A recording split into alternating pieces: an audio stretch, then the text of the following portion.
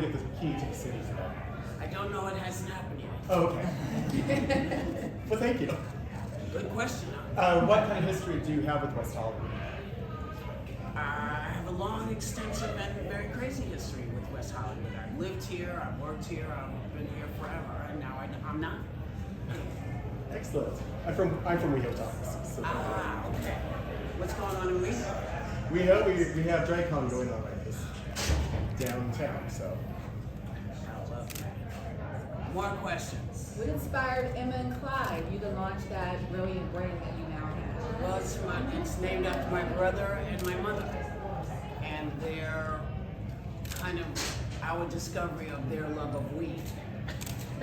We knew my brother loved it. We were surprised by my mom, but and I wanted to honor them and their legacy and their raising of me, because they raised a person who, thinks and feels and isn't afraid to say, hey, this is a great thing we should be doing. And so I'm doing this in their name, in their honor.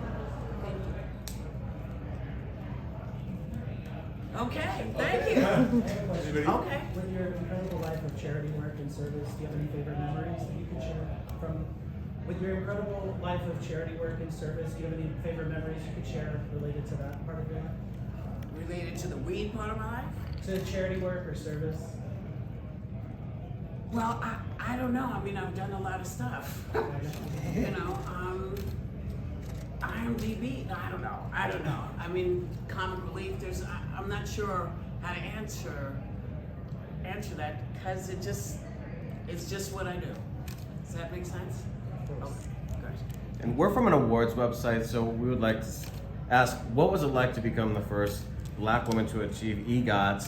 And as someone who is on the board of governors for the Academy, is there anyone that you would like to see receive an honorary Oscar that hasn't yet?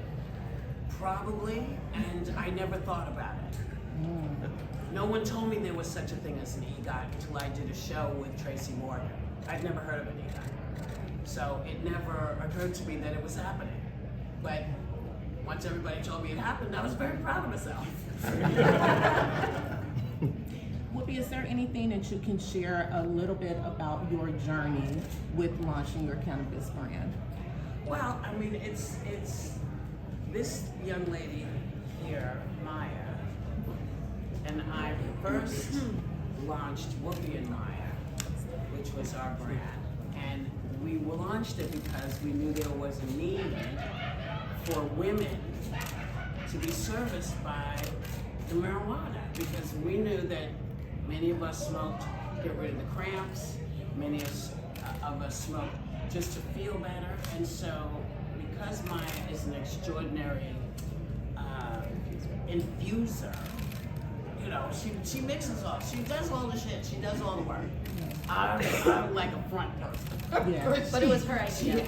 She mixed, it was mine because I had horrible cramps. Yeah. Horrible, like under the table, crawling under the table. And people would say, oh, come on, just suck it up. It doesn't really hurt that much. And I never met a woman who didn't understand what I was talking about when I said that. And when we introduced the product and women went, oh my God, it works.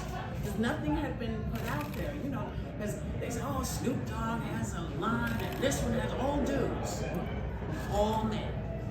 And so my question was, is there nothing for women? And they were like, no, women are a niche market. That's what they said. And I said, yes, but that niche is half the universe. Yeah. Every month. Yeah. And if it works, they're gonna come back to us. And that's what happened. And then we had a break, and now we're back. Even better. Things are, there's so many different ways to do things now, things she's discovered that we can use that are better than the things we used to use. I mean, it's really, really nice to see it come into 2020, what is this, 3 or 4? 2024. I'm not high, I just can't remember the date. So I wanted to make sure, because it's called Whoopi and Maya, and that's the two of us. I love that. You've done such phenomenal work over the duration of your career, and I mean, you literally just keep going. If you can pick one of your most proudest moments or hugest achievements thus far, what would that one be? Well, one of my hugest achievements is here. She went back outside. But Whoopi and Maya, because women from around the world, people would send our product to people in other countries who would then say, where can we find it? And we would, perhaps someone sent it across the ocean. I can't say for sure how people in Europe got a hold of it. They did. And when they said, where is it? Where is it? We are now determined to make sure that we get it everywhere. We're working with a Canadian company who we think can bring us to the next level with European distribution. And so that's what we're doing. And we're making inroads. And we're going to make sure that if we do nothing else, we leave this world making women feel better. Yeah. That's the goal of Whoopi and Maya.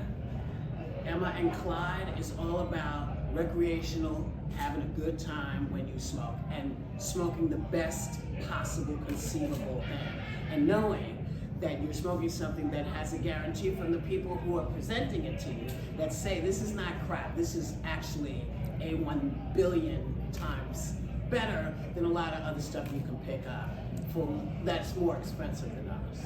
But we are on point to be the cleanest, best brand we can be. Expansion-wise, geographical location in particular, how far would you love to see your brand go? That's a question for this week. Oh. That's a question. Expansion-wise, geographical, how far would you like to see this brand expand and go? So every conceivable legal cannabis market in the United States and beyond. We just actually signed a deal. We're going to be launching in Canada in about 6 or 8 weeks. And so we're in Massachusetts now, Arizona, Ohio, and 4 or 5 more states coming. As you know, the challenges in cannabis and launching are a little bit unique because you can't transfer or ship product from one state to another. So finding the right cultivator who can come as close to growing it and providing the kind of quality medicine we want is a challenge. And Whoopi won't put her name on something she doesn't believe in, which is why this has been 5 years in the making. Oh, I'm Scott Lambert. I'm sorry. Yes. I'm the CEO for WhoopFam. And Can you talk about your retail plans? yes, actually, we're getting ready to launch our first location in Paterson, New Jersey. And then where? Atlantic City. Atlantic City, New With Jersey. these ladies right here behind you. Very excited. And Whoopi has had a long-standing relationship with cannabis before it was cool, and legal. And legal.